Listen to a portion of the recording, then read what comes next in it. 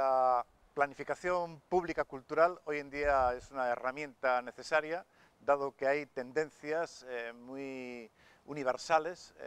el cambio digital, los contactos entre todas las culturas del mundo, que en el caso de las pequeñas comunidades no utilicen herramientas de gestión, de planificación, de concertación entre sus agentes, pueden quedarse al albur de esas macro tendencias mundiales. Para hacer una buena planificación se requiere, desde luego, tener en cuenta una filosofía, tener en cuenta el contexto que acabo de comentar, tener en cuenta una serie de objetivos que deben ser compartidos y debatidos de manera participativa por la sociedad, los agentes culturales y también las autoridades públicas, de tal manera que tengan un plan conjunto, una especie de pacto de hierro, de compromiso, de cara al futuro, independientemente de los avatares políticos que puedan acontecer en una comunidad. Y naturalmente eso significará modificar en parte las herramientas de gestión para hacerlas compartidas y naturalmente ese pacto concreto que salve de las coyunturas cualquier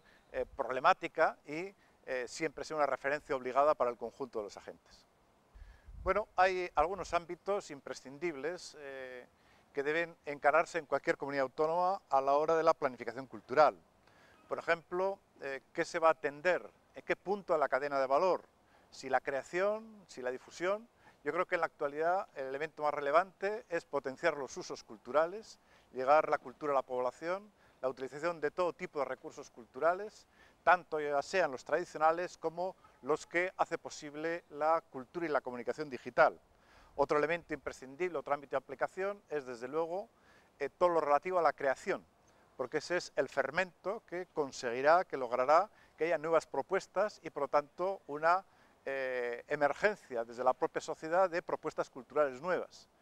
Claro que cuando se trata de productos culturales con un componente industrial, hará falta naturalmente empresas culturales que editen, potencien todo aquello que no pueda, digamos, fluir de manera espontánea por la red. Y naturalmente esto también implica la necesidad de crear un entramado industrial de empresas pequeñas con calidad, con potencialidad, de tal manera que puedan, digamos, diferenciarse en este marco, en este mundo global de miríadas de propuestas entre las que diferenciarse resulta un verdadero problema. Otro criterio de aplicación es tener en cuenta el espacio, en el sentido de que no sea la planificación cultural no potencie solo un punto geográfico determinado, sino realmente un entramado de ciudades, de comarcas, de territorios, que todas ellas se sientan implicadas en un proyecto cultural. Por lo tanto, hay ámbitos de aplicación que cada comunidad debe definir como problemáticas de cara a potenciar lo que al final de todo debiera ser un tejido creativo solvente y por otra parte una red de empresas pequeñas o medias que puedan realmente hacer aflorar y hacer compartir la cultura propia, cotejándolas con otras culturas del mundo. Cualquier planificación siempre tiene criterios, tiene opiniones, tiene principios y tiene ideología. Para salvar los elementos ideológicos y que personas y autoridades y creadores de distintas opiniones puedan coincidir en una misma línea, se requiere partir por lo menos de algunas líneas blancas que puedan ser compartidas. Por ejemplo, la gobernanza, el hecho democrático como tal. Por ejemplo, el apoyo a la sociedad del conocimiento, el impulso, por tanto, de acercamiento a la sociedad del conocimiento y la cultura o del I+D+I. Por ejemplo, otro criterio imprescindible es la diversidad, es decir, la admisión de que no cabe una sola cultura, sino se requiere de recursos muy diversificados. Otro criterio, naturalmente, es el del impulso de la creatividad o de la innovación. Todos estos criterios, que son criterios compartibles y que pueden realmente significar un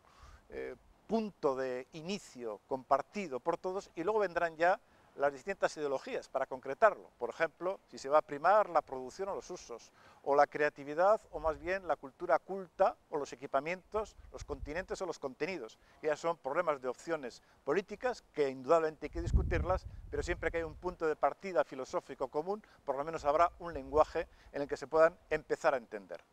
Cualquier plan debe ser consciente de que no cabe imponerlo, debe ser objeto de previas discusiones y luego de acuerdos. Cualquier plan también debe entender que los planes no son rígidos, sino son como briefings, son como guiones, hojas de ruta, que pueden modificarse en el camino, que deben modificarse en el camino, no son textos talmúdicos, son herramientas que deben flexibilizarse en función de las necesidades, requieren también periodizarse, es decir, que se acote el tiempo, se hagan calendarios, se ajusten presupuestos, realmente que todas las autoridades competentes deban ser consultadas, que no se vaya de arriba a abajo, sino de maneras horizontales. Es decir, hay una serie de criterios que se exige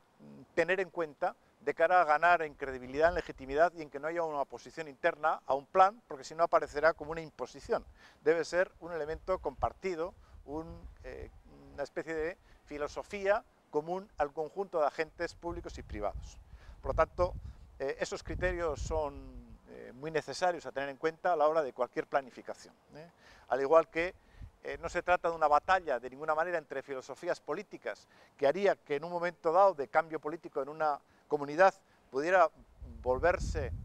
digamos, rechazarse algo que era compartido, y eso requiere, por lo tanto, un cierto consenso político para dejarlo al albur de cualquier coyuntura política nueva. Y luego, obviamente, un plan, un camino, siempre transforma al caminante, y de alguna manera la administración debe cambiar su paso. Necesita nuevas herramientas, como libros blancos sobre los sectores, requiere hacer planes de trabajo con los sectores, requiere que tenga interlocutores organizados permanentes, como pueden ser las corporaciones de artistas visuales o de intérpretes, de tal manera que siempre sean el interlocutor inevitable, y requiere también que aparezcan nuevas formas de gestión, por ejemplo, organismos intermedios, que son mixtos de cara a ejecutar determinados elementos de la política, es decir, que también a lo largo de la planificación se ve la necesidad de eliminar ciertas rigideces del modo de gestión pública para flexibilizarlo y hacerlo más cercano a la propia creación y más participativo a los usuarios culturales como tal.